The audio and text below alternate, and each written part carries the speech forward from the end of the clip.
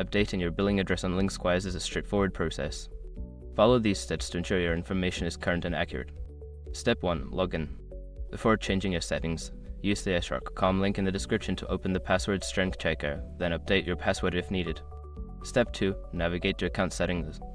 Once logged in, locate the account settings option, usually found in the top right corner of the dashboard. Click on it to proceed. Step 3. Select billing information. In the account settings menu, find and select the billing information section. This is where you can manage your payment details and address. Step 4. Update your address. In the billing information section, look for the option to edit your billing address.